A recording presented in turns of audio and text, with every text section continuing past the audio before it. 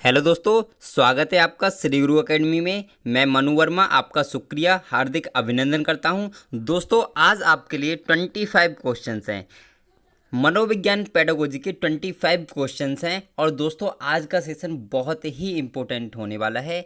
आप खुद कहेंगे सर क्वेश्चन लेकर कहाँ से आए हैं, मतलब इतने ज़बरदस्त क्वेश्चन होंगे जो आपने मतलब बहुत ही टफ क्वेश्चंस जिन्हें कहना चाहिए वो वाले क्वेश्चंस होंगे। ठीक है दोस्तों, तो दोस्तों चलिए स्टार्ट करते हैं। लेकिन आपसे एक ही रिक्वेस्ट करना चाहूँगा, पहले तो आप ये बता दीजिए आवाज़ वगैरह अगर ठीक आ रही है और आप सभी लोग आ गए हैं तो कृपया करके यस कर दीजिए। ठीक है दोस्तों, यस करिए सभी लोग, जितने भी लोग लाइव हैं सभी लोग यस करें। और दूसरी चीज़ आपसे एक बात और कहना चाहूँगा मैं, दोस्तों अगर आप लाइक नहीं करते हैं वीडियो को मत करिए। ठीक है, सब्सक्राइब नहीं करना चाहें चैनल को मत करिए, कमेंट नहीं करना चाहें मत करिए। लेकिन आपसे एक ही रिक्वेस्ट करना चाहूँगा कि वीडियो को कंसंट्रेट के साथ देखिए, जिससे कि एग्जाम में अगर क्वेश्चन आता है तो आपका एग्जाम में क्वेश्चन नहीं छूटना चाहिए दोस्तों। ठीक है ना, क्योंकि मुझे क्या कोई फ़र्क नहीं पड़ेगा। ठीक है, आप लाइक नहीं करेंगे कोई दिक्कत नहीं है, मगर आपका सिलेक्शन मुझे चाहिए। सीधी सी चीज़ ये है कि मुझे आपका सिलेक्शन चाहिए।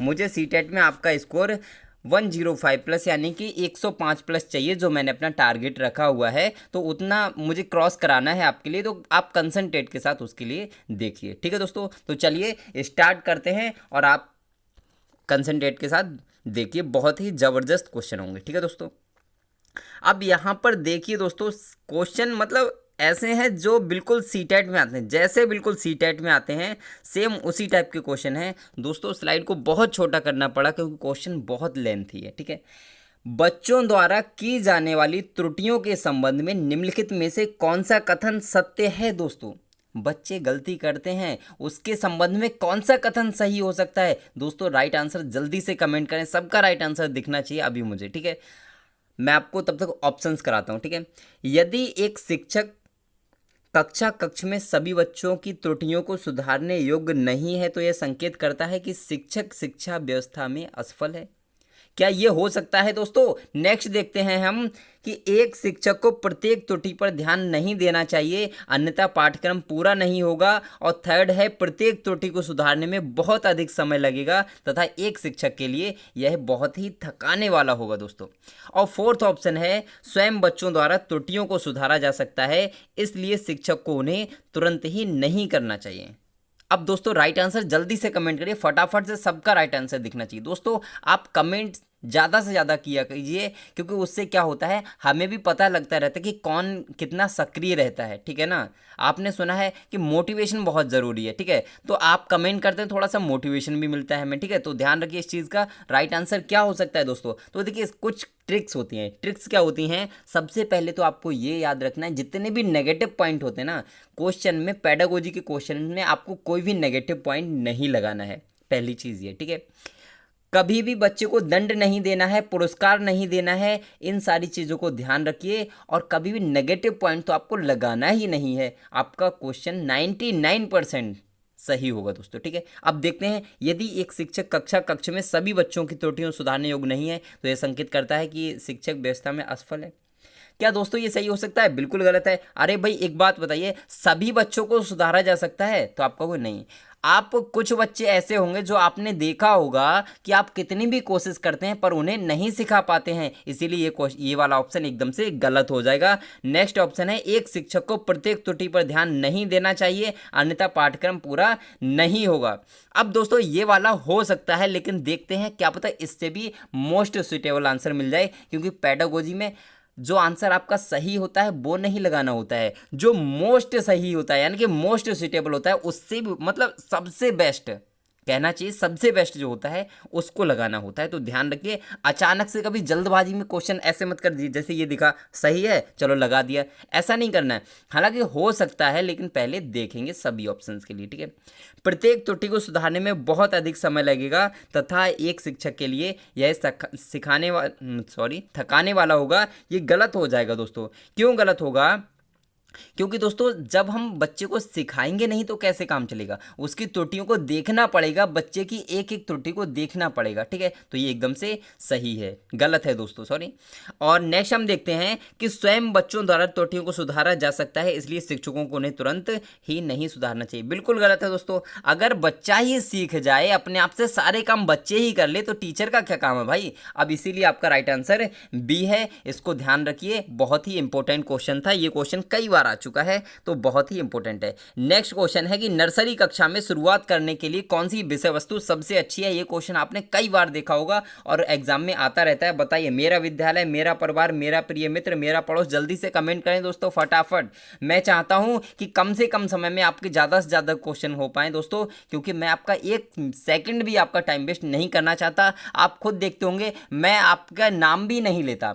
आप अगर कमेंट करते हैं, मैं आपका नाम नहीं लेता, आपका जो भी आंसर होता है वो कमेंट बॉक्स में ही देता हूं। क्यों देता हूं? इसका रीज़न ये है कि आपका टाइम बच पाए, ठीक है, आपका टाइम वेस्ट ना हो। क्योंकि मैं ज़्यादा बोलता हूं तो मुझे कोई दिक्कत नहीं है बोलने में, लेकिन आपका टाइम वेस्ट होगा तो मैं उस चीज़ के लिए नहीं करना चाहता, ठीक है ना दोस्तों। बताइए राइट आंसर, जल्दी से कमेंट कीजिए। तो दोस्तों राइट आंसर क्या है, तो आप ध्यान रखें, नर्सरी कक्षा की जब हम बात करेंगे तो परिवार इसका राइट आंसर हो जाएगा। क्योंकि बच्चा जो सीखता है परिवार से सीखता है सबसे पहली चीज़। प्राइमरी की बात नहीं हो रही है, नर्सरी की बात हो रही है। प्राइमरी में तो बच्चा थोड़ा सा बड़ा हो जाता है, लेकिन नर्सरी में बहुत छोटा होता है, यानी कि आपने सुना होगा NC KG PG, इन सबको नर्सरी कहते हैं, ठीक है। चलते हैं नेक्स्ट क्वेश्चन पर।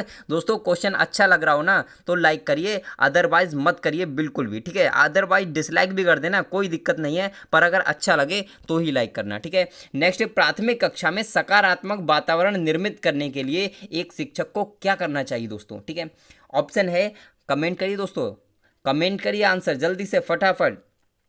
विभेद नहीं करना चाहिए और प्रत्येक बच्चे के लिए समान लक्ष्य सुनिश्चित करना चाहिए। ऑप्शन बी, समूह गतिविधियों के दौरान समाज मिति के आधार पर उन्हें अपने समूह बनाने की अनुमति देनी चाहिए। या फिर सकारात्मक अंत वाली कहानियां सुनानी चाहिए। या फिर फोर्थ ऑप्शन है, सुबह प्रत्येक बच्चे का अभिवादन करना चाहिए। तो दोस्तों राइट आंसर जल्दी से कमेंट कीजिए क्या हो सकता है। तो पहला अगर हम देखें तो शिक्षक को क्या करना चाहिए, यदि उसको सकारात्मक सही वातावरण तैयार करना है तो, ठीक है, प्राथमिक कक्षा के लिए। विभेद नहीं करना चाहिए तथा प्रत्येक बच्चे को सही समान लक्ष्य सुनिश्चित करना चाहिए, बिल्कुल सही हो सकता है दोस्तों, ठीक है। लेकिन देखेंगे इससे भी मोस्ट सुटेबल आंसर मिल सकता है। नेक्स्ट हम देखते हैं कि समूह गतिविधि के दौरान समाज मिति के आधार पर उन्हें अपने समूह बनाने की अनुमति देनी चाहिए। दोस्तों हो सकता है, पर मोस्ट सुटेबल ये नहीं है, ध्यान रखेंगे। क्यों नहीं है कि समूह गतिविधि के दौरान समाज मिति के आधार पर उन्हें समूह बनाने की अनुमति नहीं देनी चाहिए। आप ये बताइए, समूह गतिविधि के दौरान ही समाज मिति का कार्य नहीं करना है, इस चीज़ को आप ध्यान रखिए। समाज मिति का कार्य भी करना चाहिए, मतलब समाज से रिलेटेड भी होना चाहिए, पर जब आप समूह गतिविधि कर रहे हैं तो उसी टाइम थोड़ी ना करना है, इसीलिए आपका गलत हो जाएगा दोस्तों। ध्यान रखिए, यहाँ पर बहुत सारी कन्फ्यूजन पैदा हो जाती हैं, ठीक है। नेक्स्ट है, सकारात्मक अंत वाली कहानियाँ सुनानी चाहिए या सिर्फ कहानियां सुनाते रहें बच्चे के लिए, उससे उसका विकास करा सकते हैं। तो आप फटाक से कह दो कि दोस्तों ऐसा तो कभी पॉसिबल ही नहीं है कि केवल कहानी से सारे काम सही हो जाएं, तो ये नहीं हो सकता। नेक्स्ट है, सुबह प्रत्येक बच्चे का अभिवादन करना चाहिए। अरे भाई ये तो बिल्कुल गलत है। आप बच्चे का अभिवादन करोगे, नमस्ते बोलोगे बच्चों के लिए? नहीं ना। तो right answer option number first is right answer, एकदम से करेक्ट दोस्तों, ठीक है। आप सभी लोगों का बहुत अच्छा, बहुत अच्छा दोस्तों, ऐसे ही लगे रहिए। चलिए नेक्स्ट देखते हैं। नेक्स्ट क्वेश्चन है दोस्तों, एक बच्चा जो यहाँ पे बताना है किससे ग्रस्त है। एक बच्चा जो किससे ग्रस्त है, वह साकोवाज और न्यूक्लियर को अनक्लियर में अंतर नहीं कर पाता है दोस्तों। न्यूक्लियर और अनक्लियर में अंतर नहीं कर पाता है दोस्तों। अब ये बताइए इसमें कौन सा क्या हो सकता है दोस्तों। तो राइट आंसर आपको पता ही होगा क्या हो सकता है। डिसलेक्सिया हो सकता है, शब्द जबलिंग विकार हो सकता है, डिसलेक्सिया हो सकता है। ये थोड़ा सा गलत हो रहा है यहाँ पे, ठीक है। हाँ ये वाला गलत हो जाएगा, यहाँ पे आप कर लीजिए डिसकैलकुलिया कर लीजिए, ठीक है। डिसकैलकुलिया, ठीक है दोस्तों। अब तो कोई दिक्कत नहीं है।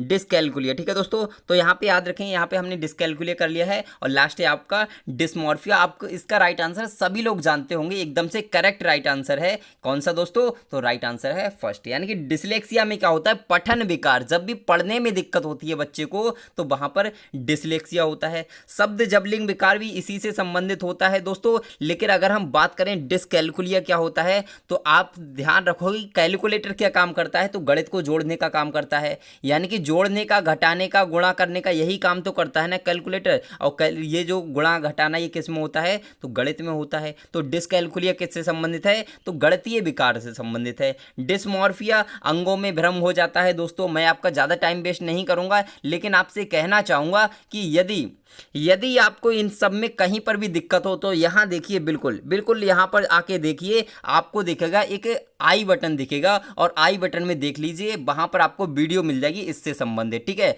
और आपको वो वीडियो मिलेगी, बहुत ही इंपॉर्टेंट वीडियो होगी, बहुत ही ज़बरदस्त वाली, जिसमें ट्रिक के माध्यम से इन सारी चीज़ों को कराया है दोस्तों। जितने भी ये विकार है ना, सभी विकार को ट्रिक के माध्यम से कराया है एकदम ज़बरदस्त तरीके से। आपको एक ही बार में याद हो जाएगा, गारंटी देता हूँ। ठीक है, और वीडियो अच्छी लग रही हो तो आगे बढ़िए दोस्तों। ठीक है, और अपने दोस्तों को बता जरूर दीजिए कि वहाँ पर एकदम से बढ़िया तरीके से पढ़ाया जाता है। ठीक है, अब दोस्तों यहाँ पर बात करते हैं कि निम्नलिखित में से कौन सी विशेषता समस्या समाधान उपागम का विशेष चिन्ह है।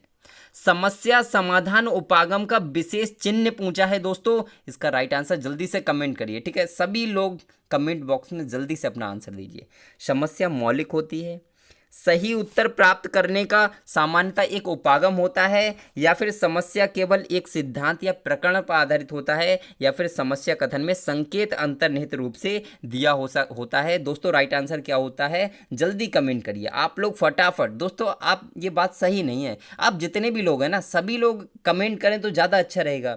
आप लोग क्या करते हैं, एकदम से ऐसा लगता है जैसे यहाँ पे मूर्छा खा के गिर पड़े हैं, तो ऐसा नहीं करना है। आप सभी लोग, अच्छा ये तो आपने सुना है कि अगर आप मौजूद हैं तो मौजूद होने का कोई ना कोई प्रमाण तो दीजिए, तो कम से कम यही है कि भाई ये लाइक करिए या फिर कमेंट करिए, तभी तो पता लगेगा कि कौन कौन यहाँ पर लाइक है। मेरे जितने भी भाई बहन यहाँ पर लाइव हैं तो सभी लोग कमेंट जरूर करें, अपना आंसर जरूर बताएं। आपसे रिक्वेस्ट है, हाथ जोड़कर रिक्वेस्ट है दोस्तों। ठीक है, चलिए इसका राइट आंसर बताइए। राइट आंसर होगा दोस्तों ऑप्शन नंबर डी।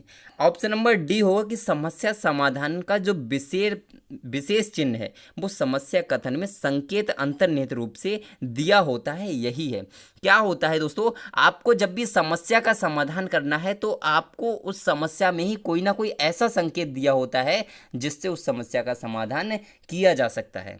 आपने सुना है ना कि जो चोर होता है, चोर चोरी करके ले जाता है तो कोई ना कोई क्लू जरूर छोड़ता है। उसी तरीके से आप समझ लीजिए कि समस्या को सॉल्व करने के लिए समस्या का समाधान भी उसी समस्या में कहीं ना कहीं निहित होता है। ठीक है दोस्तों, चलते हैं नेक्स्ट क्वेश्चन पर। हमारा नेक्स्ट क्वेश्चन है दोस्तों, मैं चाहूँ तो बहुत स्पीड से आपके लिए करा सकता हूँ, ठीक है ना, लेकिन उससे आपको समझ में नहीं आएगा, तो थोड़ा मैं स्लो ही चलता हूँ जिससे कि आपको क्वेश्चन समझ में आए। जो मेथड है ना, मेथड समझना है हमें, रटना नहीं है।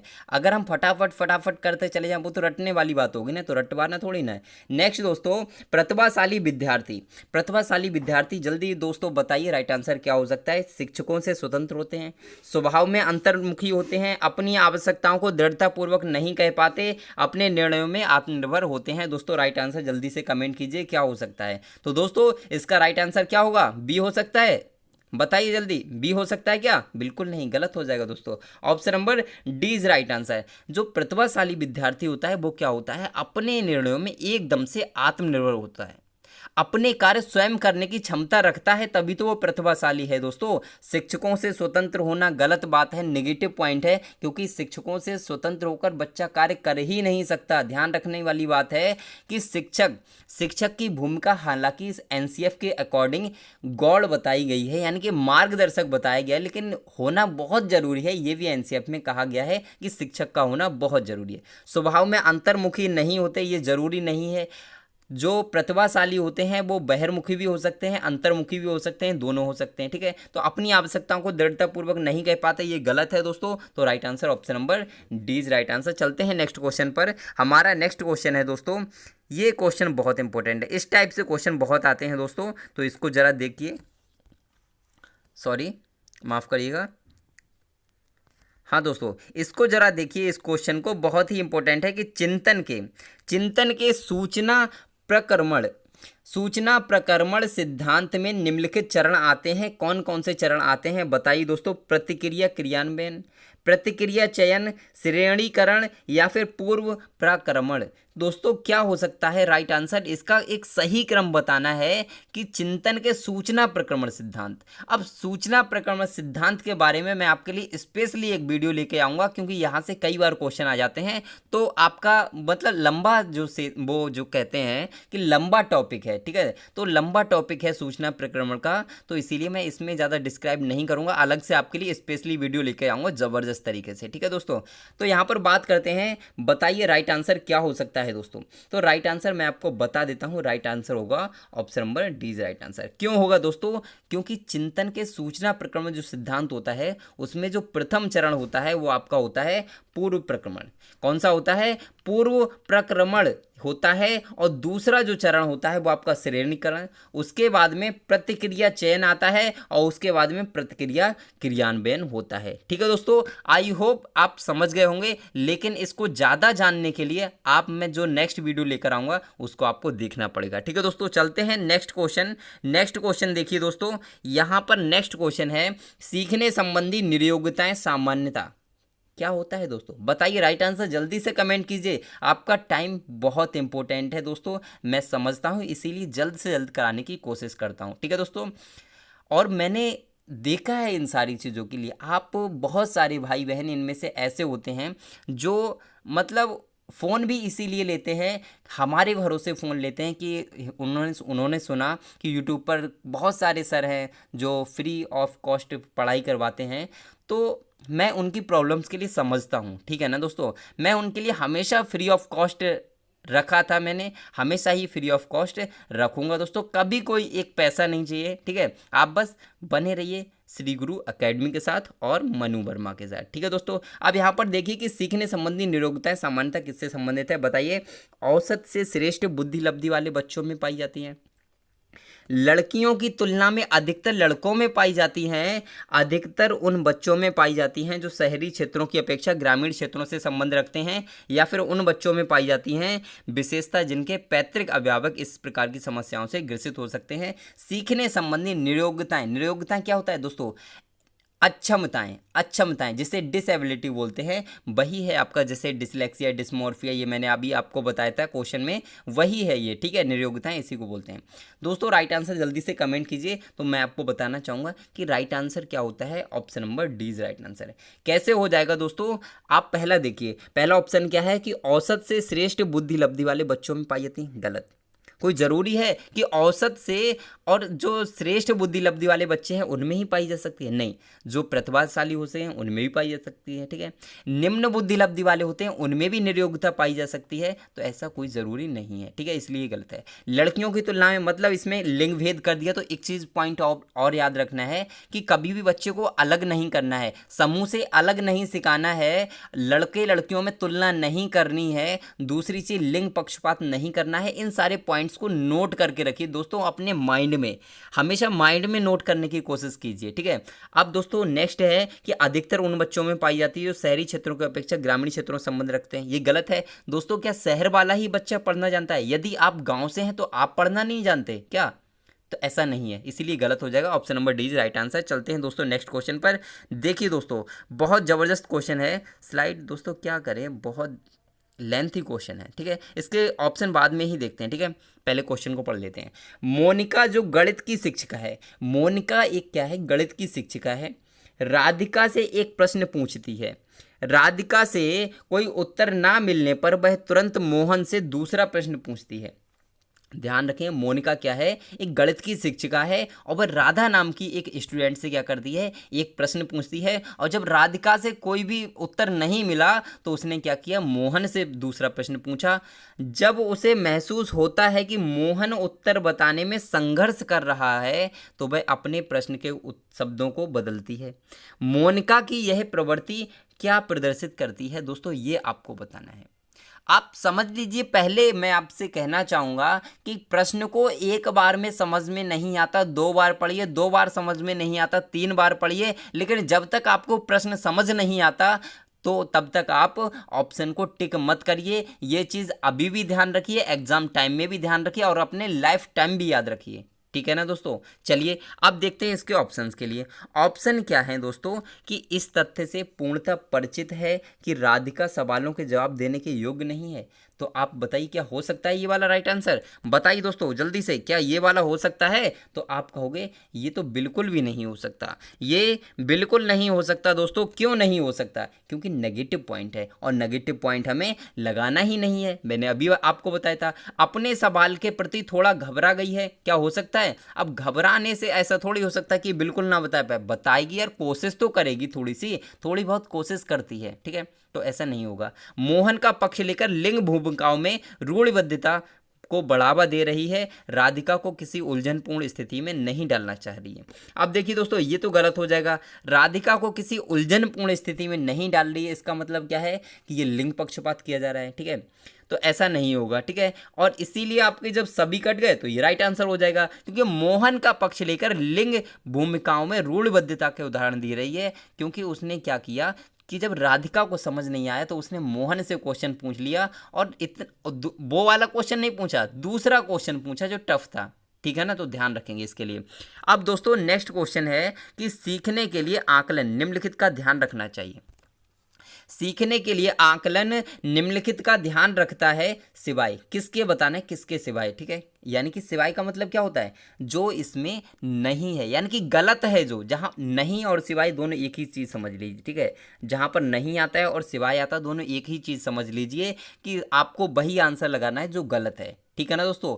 अब आपको बताना है विद्यार्थियों की क्षमताएं, विद्यार्थियों की आवश्यकताएं, विद्यार्थियों की त्रुटियां, विद्यार्थियों की अधिगम शैलियां। दोस्तों राइट आंसर क्या हो सकता है? जल्दी से कमेंट कीजिए, मुझे सभी लोगों के राइट आंसर अभी चाहिए दोस्तों, बिल्कुल अभी, फटाफट से। ठीक है, तो राइट आंसर क्या होगा? तो right answer option number B right answer. क्यों हो गया? क्योंकि सीखने के लिए आकलन निम्नलिखित का ध्यान रखता है दोस्तों, विद्यार्थियों की क्षमताओं का ध्यान रखता है, बिल्कुल सही है। विद्यार्थियों की आवश्यकताओं से कोई मतलब नहीं होता, सीखने से आवश्यकता का कोई मतलब नहीं है। विद्यार्थियों की त्रुटियों का ध्यान होता है, विद्यार्थियों का अधिगम शैलियों का भी ध्यान होता है, पर विद्यार्थियों की आवश्यकताओं का कोई भी ध्यान नहीं रखा जाता। और नहीं पूछा है यानी कि सिवाय पूछा है, तो right answer option number B. ठीक है दोस्तों, चलते हैं नेक्स्ट क्वेश्चन पर। हमारा नेक्स्ट क्वेश्चन है दोस्तों, पहले क्वेश्चन को पढ़ लेते हैं, ऑप्शन बाद में देख लेते हैं। ठीक है, क्योंकि लेंथी क्वेश्चन है और इस टाइप के क्वेश्चंस आते हैं बहुत ज़्यादा आपके सीटेट में। ठीक है दोस्तों, यहाँ पर सिर्फ और सिर्फ सीटेट स्पेशल अभी सीटेट के लिए तैयारी कराई जा रही है।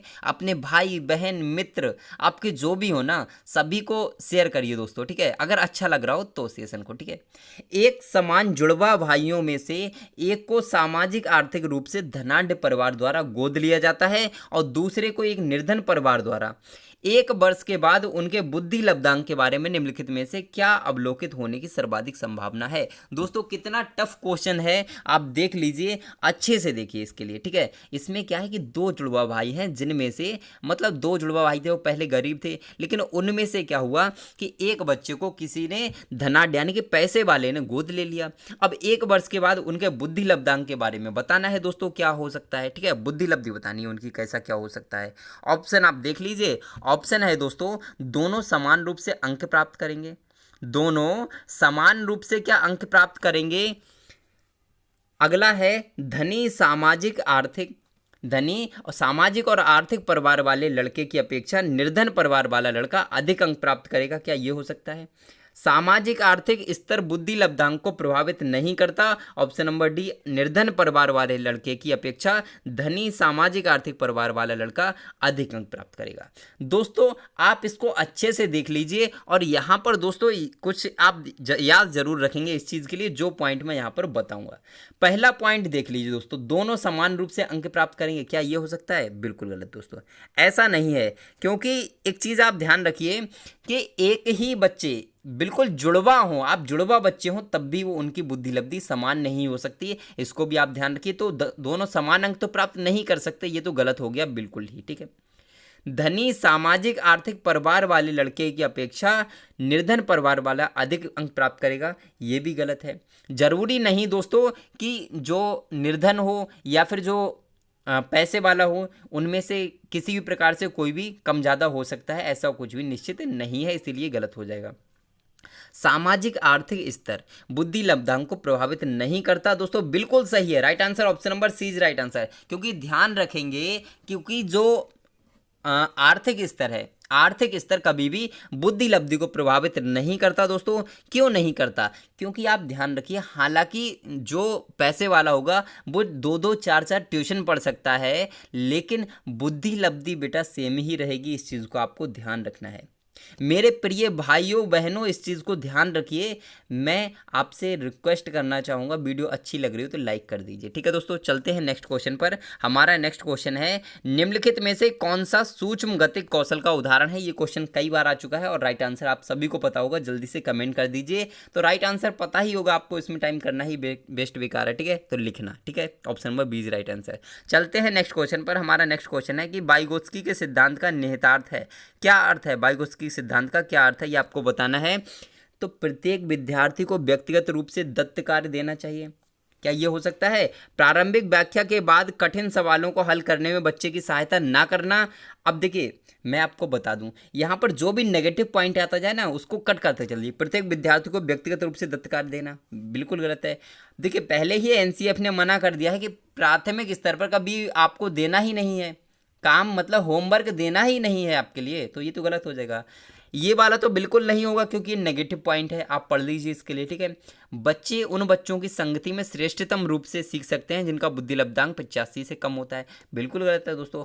आपने सुना है ना, अब जब ये गलत है तो ये वाला तो राइट आंसर हो जाएगा। अब सी वाला गलत क्यों हुआ? वो इसलिए गलत हुआ क्योंकि आपने खुद देखा है, कोई ज़रूरी है, आपने खुद देखा है कि अगर हम सही संगति में रहते हैं, अच्छे और टॉपर बच्चों के साथ रहते हैं और उनकी वो अच्छे से काम करते हैं, आपने देखा होगा, तो हम भी उनके साथ सही करने की कोशिश करते हैं। तो 85 से कम बुद्धि लब्धांक वाले क्या होते हैं? थोड़े से कम ही जानते हैं। तो आप इस चीज़ को ध्यान रखिए। चलते हैं नेक्स्ट क्वेश्चन पर। हमारा नेक्स्ट क्वेश्चन है किशोर। किशोर के बारे में बताना है। क्या दोस्तों? राइट आंसर जल्दी से कमेंट करिए। दुश्चिंता और स्वयं से सरोकार होता है। बचपन में किए गए अपराधों के प्रति डर के भाव होते हैं उसके अंदर, आत्मसिद्धि के भाव होते हैं उसके अंदर, या फिर जीवन के बारे में परितृप्ति के भाव होते हैं किसके अंदर? किशोर के अंदर। अब दोस्तों इसका राइट आंसर जल्दी से कमेंट कीजिए। बहुत ही टफ क्वेश्चंस हैं, लेकिन ध्यान रखिए दोस्तों, क्या ये हो सकता है या ये हो सकता है, ये हो सकता है? जल्दी से कमेंट कीजिए दोस्तों। मुझे लग रहा है आप सभी के आंसर आज गलत हो जाएंगे। Option number first is right answer. Option number first is right answer दोस्तों। जो किशोर होता है वो दुश्चिंता और स्वयं से सरोकार होता है दोस्तों, इसको आप ध्यान रखिए। चलते हैं नेक्स्ट क्वेश्चन पर। हमारा नेक्स्ट क्वेश्चन है, शारीरिक रूप से अक्षम बच्चों को सामान्यता होता है। दोस्तों ये सक्षम नहीं होगा, ये अक्षम होगा, ठीक है, आ होगा। सामान्य रूप से अक्षम बच्चों को होता है दोस्तों, क्या होता है? क्या डिसकैल्कुलिया होता है, डिस्ग्राफिया, डिस्थीमिया या फिर डिसलेक्सिया? दोस्तों जल्दी से कमेंट कीजिए दोस्तों, बहुत जल्दी से कमेंट कीजिए। राइट आंसर फटाफट से सभी लोगों का चाहिए दोस्तों, ठीक है। राइट आंसर क्या होगा दोस्तों? ये थोड़ा सा गलत लग रहा है, शारीरिक रूप से अक्षम। दोस्तों इसका ऑप्शन नंबर, एक सेकंड रुकिए, हाँ option number D is right answer.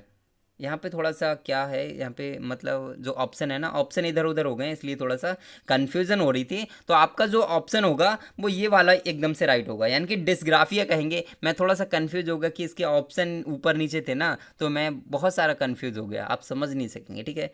क्योंकि एक भी मिस्टेक होती ना, कसम से ऐसा लगता है कि पता नहीं, सर सोचते होंगे कि कैसे गलतियां हो रही हैं, ठीक है, क्यों। मगर इस चीज़ याद रखिए कि गलतियां हमेशा सीखने का हिस्सा होती हैं। जब तक हम गलती नहीं करेंगे तब तक सीख नहीं पाएंगे दोस्तों, ध्यान रखिए इस चीज़ के लिए। अब चलते हैं नेक्स्ट क्वेश्चन पर। हमारा नेक्स्ट क्वेश्चन है आंशिक पुनर्वलन।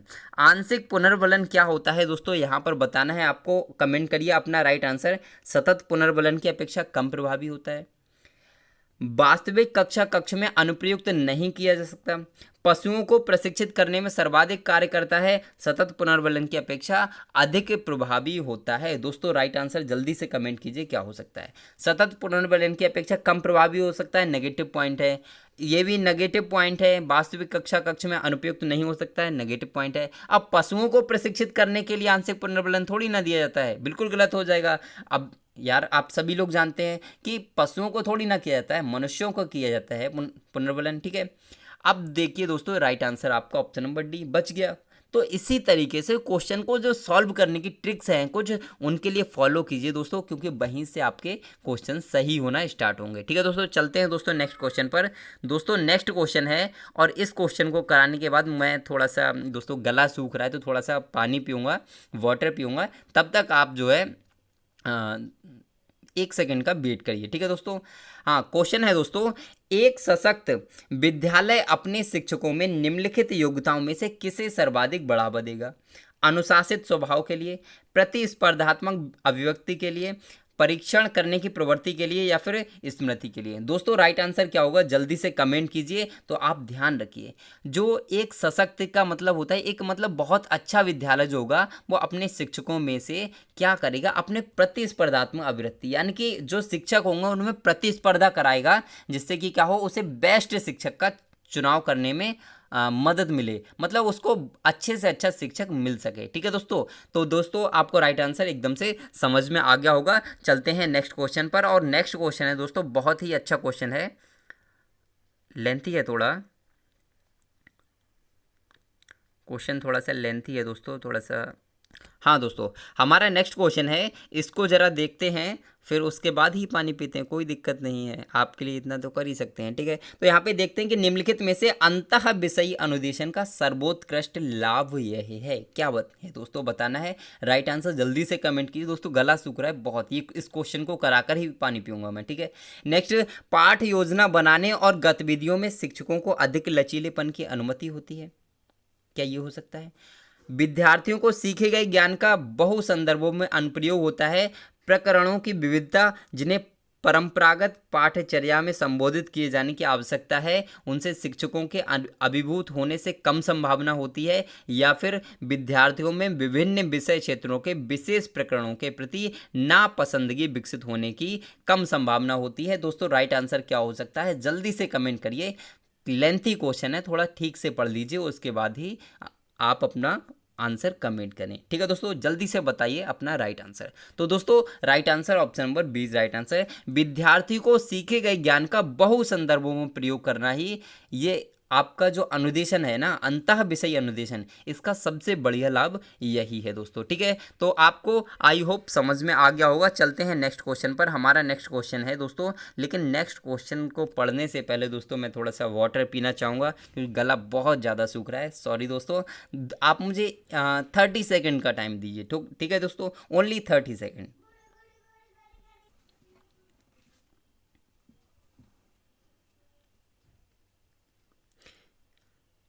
हाँ तो दोस्तों नेक्स्ट क्वेश्चन की बात करते हैं।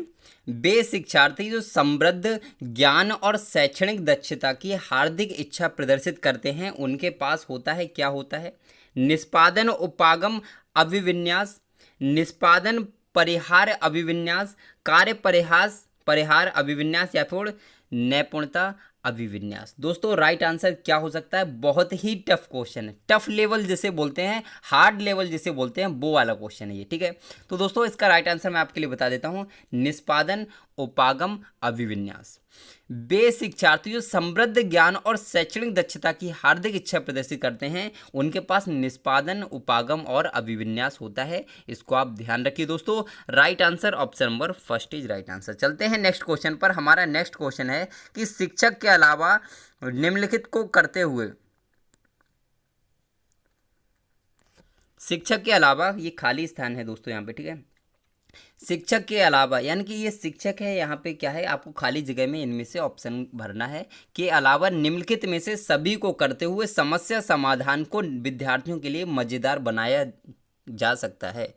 यानी कि दोस्तों जहाँ पर अलावा, सिवाय, नहीं आ जाए, अलावा, सिवाय और नहीं, ये 3 वर्ड आपको जहां दिखें वहां पर तुरंत मार्क कर लीजिए और वहां पर आप सोच लीजिए कि वहां पर कौन सा आंसर लगाना है, जो गलत है वही लगाना है। ठीक है दोस्तों, तो यहां पर देखते हैं दोस्तों, पहला है सृजनात्मक चिंतन के लिए असीमित अवसर उपलब्ध कराना, बिल्कुल सही है। जो हमारे अवसर हैं उनको अधिक से अधिक उपलब्ध कराना चाहिए, तभी तो हमारे अंदर सृजनात्मकता पैदा होगी, बिल्कुल राइट आंसर है। नेक्स्ट, जब विद्यार्थी स्वयं से कोई कार्य करने की कोशिश कर रहे हों तो उनसे परिपूर्णता की अपेक्षा करनी चाहिए, बिल्कुल गलत राइट आंसर है। गलत है दोस्तों, गलत क्यों है? गलत होने का रीज़न ये है दोस्तों, क्योंकि बच्चा जब कोशिश कर रहा है तो अपने आप में परिपूर्ण नहीं है दोस्तों, उसे किसी ना किसी की हेल्प की ज़रूरत है, ये ध्यान रखिए। तो ये वाला गलत हो जाएगा।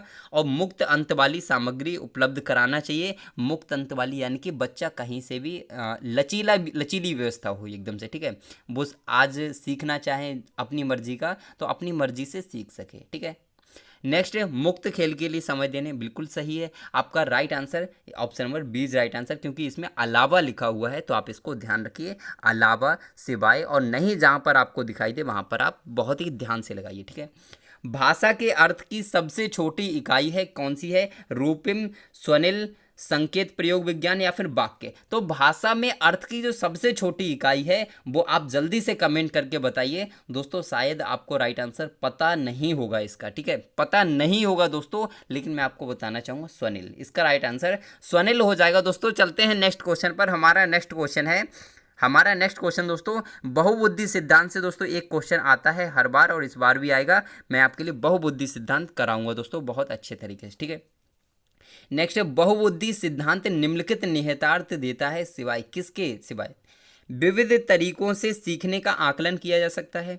संवेगात्मक बुद्धि बुद्धि लब्धि से संबंधित नहीं है। बुद्धि प्रक्रमण संक्रियाओं का एक विशिष्ट समुच्चय है जिसका प्रयोग समाधान के लिए किया जाता है, या फिर विषयों को विभिन्न तरीकों से प्रस्तुत किया जा सकता है। बहुबुद्धि सिद्धांत में आपको बताना है क्या नहीं है, क्या इसका अर्थ नहीं है दोस्तों। सिवाय लिखा हुआ ना, तो मैंने अभी आपसे बोला था सिवाय, आपको अलावा और नहीं जहां पर दिखे पहले ही मार्क कर लीजिए, क्योंकि यहां से क्वेश्चन आपके गलत होने के बहुत चांस हो जाते हैं और आपको क्वेश्चन गलत करना ही नहीं है दोस्तों, ठीक है ना। तो राइट आंसर क्या होगा? Right answer option number C is right answer. बहुबुद्धि सिद्धांत में विविध तरीकों से सीखने का आकलन किया जा सकता है, ये था, ठीक है। संवेगात्मक बुद्धि बुद्धि लब्धि से संबंधित नहीं थी, ये भी सही था। लेकिन बुद्धि प्रक्रमण संक्रियाओं का एक विशिष्ट समुच्चय है जिसका प्रयोग समाधान के लिए किया जाता है, यह बहुबुद्धि सिद्धांत में नहीं बताया गया है, तो आप इसको ध्यान रखिए। और विषयों को विभिन्न तरीकों से प्रस्तुत किया जा सकता है, यह भी बहुबुद्धि सिद्धांत में बताया था। Option number C is right answer, क्योंकि इसमें नहीं पूछा था, सिवाय पूछा था, ठीक है दोस्तों। चलते हैं नेक्स्ट क्वेश्चन पर। हमारा नेक्स्ट क्वेश्चन है कि निम्नलिखित में से कौन सा सीखने के लिए अधिकतम रूप से अभिप्रेरित करता है? सबसे ज़्यादा अभिप्रेरित कौन करता है दोस्तों? जल्दी से कमेंट करिए, टाइम बहुत हो रहा है दोस्तों, जल्दी कमेंट करिए। क्वेश्चन अच्छा लग रहा हो, वीडियो अच्छी लग रही हो, कुछ नया सीखने के लिए मिल रहा हो तो लाइक शेयर बनता है दोस्तों, ठीक है। अब यहाँ पर देखिए, असफलता से बचने के लिए अभिप्रेरणा, बहुत सरल या कठिन लक्ष्यों का चयन करने की प्रवृत्ति, लक्ष्यों को प्राप्त करने में व्यक्तिगत संतुष्टि, या फिर बाह्य कारक। दोस्तों क्या हो सकता है इसका राइट आंसर? बताइए कि निम्नलिखित में से कौन सा सीखने के लिए अधिकतम रूप से अभिप्रेरित है। दोस्तों जल्दी बताइए इसका राइट आंसर क्या हो सकता है, फटाफट से कमेंट करिए। जितने भी भाई बहन लाइव देख रहे हैं सभी लोग जल्दी कमेंट करें। आपका जो राइट आंसर है option number C is right answer, क्योंकि लक्ष्यों को प्राप्त करने में व्यक्तिगत संतुष्टि, यही आपका क्या है, अभिप्रेरित करता है आंतरिक रूप से, ठीक है। ध्यान रखेंगे, असफल होने से बचने के लिए, क्या हम सारे काम असफल होने से बचने के लिए करते हैं? तो गलत है दोस्तों। बहुत सरल या कठिन लक्ष्यों का चयन करने की प्रवृत्ति, बिल्कुल गलत हो जाएगा। क्या हम सभी कार्य जब सरल होते हैं तभी करते हैं, या फिर सभी काम जब कठिन होते हैं तभी उसको करते हैं? तो ऐसा नहीं है, बाह्य कारक नहीं होगा। Right answer option number C, ठीक है। चलते हैं नेक्स्ट क्वेश्चन पर। हमारा नेक्स्ट क्वेश्चन है दोस्तों, बुद्धि लब्धांक सामान्यता रूप से शैक्षणिक निष्पादन से संबंधित होता है, उच्च, मध्यम, कम से कम, पूर्ण। दोस्तों राइट आंसर क्या हो सकता है? जल्दी से कमेंट करिए फटाफट से, टाइम बहुत हो रहा है, ठीक है। Right answer option number first is right answer. बुद्धि लब्धांक सामान्यता उच्च उच्च रूप से शैक्षणिक निष्पादन से संबंधित होते हैं। इसको आप ध्यान रखिए, मोस्ट इंपॉर्टेंट क्वेश्चन है दोस्तों, ठीक है, आप इसको ध्यान रखेंगे। ठीक है, चलते हैं नेक्स्ट क्वेश्चन पर। हमारा नेक्स्ट क्वेश्चन है, ये तो आपको पता ही होगा, आपने बहुत किया होगा, लेकिन इससे पहले कहना चाहूँगा आपका जो एग्जाम है सीटेट का, वो एकदम से आपका निश्चित समय पर होगा 5 जुलाई के लिए। 5 जुलाई के लिए ही होगा दोस्तों। अपनी तैयारी में बिल्कुल भी ढील न डालें, अच्छे से तैयारी करते रहें, क्योंकि एकदम से अचानक से तैयारी नहीं कर सकते दोस्तों। ठीक है, तो ध्यान रखिए, 16 वर्षीय बच्चा बुद्धि लब्धि परीक्षण में 75 अंक प्राप्त करता है तो उसकी मानसिक आयु क्या होगी दोस्तों, आपको बताना है। तो एक सूत्र होता है, क्या होता है दोस्तों, मानसिक आयु बटे वास्तविक आयु, यानी कि मानसिक आयु, शॉर्ट में लिख देता हूं दोस्तों, ठीक है, मानसिक आयु बटे वास्तविक आयु, मानसिक आयु बटे वास्तविक आयु गुणा 100, ये है। ठीक है दोस्तों, ये सूत्र होता है आपका। अब मानसिक आयु कितनी है दोस्तों, यानी कि बुद्धि लब्धि कितनी है, 75।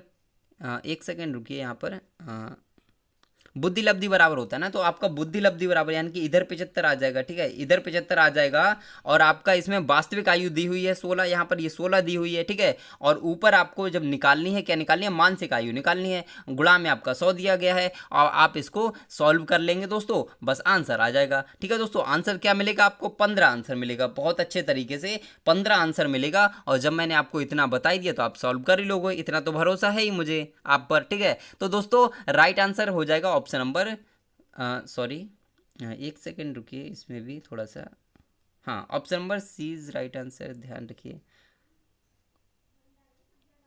एक सेकेंड रुकिए दोस्तों ये नहीं होगा, एक सेकेंड, हाँ, इसका राइट आंसर ये नहीं होगा, option number B is right answer होगा, या इसमें थोड़ा सा मिस्टेक हो गया है आपका, ये वाला राइट आंसर ये होगा। ठीक है, 12 आएगा इसका, जो आपकी मानसिक आयु जो होगी 12 आएगी दोस्तों। आप सॉल्व कर लीजिए, बहुत ही सिंपल तरीके से मैंने आपके लिए बता दिया। इधर आपका आप लिख लेंगे, यहाँ पर बुद्धि लब्धि इधर 75 लिख लेंगे, ठीक है, और इधर आप क्या करेंगे, ऊपर आपका मानसिक आयु होगा, और बटे में आपका कितना हो जाएगा, तो बटे में आपका ये 16 वर्ष आ जाएगा, और गुणा आप 100 से आप गुणा कर देंगे, और आपका राइट आंसर आ जाएगा। इसको सॉल्व कर लीजिए, राइट आंसर 12 आएगा। ठीक है दोस्तों, तो आपको वीडियो कैसी लग रही है दोस्तों, लाइक कमेंट कर दीजिए दोस्तों, और आज का सेशन यहीं तक रखते हैं। आप लोगों का बहुत बहुत धन्यवाद, जो आप हमारे साथ इतना बने रहे, आप लास्ट तक बने हुए, बहुत बहुत धन्यवाद। ठीक है दोस्तों, सेशन अच्छा लगा हो तो लाइक शेयर सब्सक्राइब बनता है, अदरवाइज आपकी मर्जी। और दोस्तों चैनल को सब्सक्राइब जरूर करिए, क्योंकि यहाँ हम बात करते हैं सिर्फ और सिर्फ शिक्षक भर्ती की। तो ठीक है दोस्तों, आज के लिए बस इतना ही, फिर मिलते हैं। ध्यान रखिए, आप क्लास शेड्यूल ध्यान रखिए, क्लास शेड्यूल क्या है दोस्तों, सुबह 10 बजे आपको लाइव क्लास मिलेगी, आपको 12 बजे लाइव क्लास मिलेगी, एक आपको 2 बजे लाइव क्लास मिलेगी, एक 4 बजे लाइव क्लास मिलेगी, और एक आपको रात्रि में 9:30 बजे लाइव क्लास मिलेगी पर डे। ठीक है दोस्तों, तो आप टेंशन नहीं लेना है, आपकी तैयारी ज़बरदस्त कराने की गारंटी किसकी, मनु वर्मा की। ठीक है ना दोस्तों, तो चलिए बस आज के लिए इतना ही, फिर मिलते हैं एक नेक्स्ट वीडियो में नेक्स्ट टॉपिक के साथ। तो बस बाय बाय दोस्तों।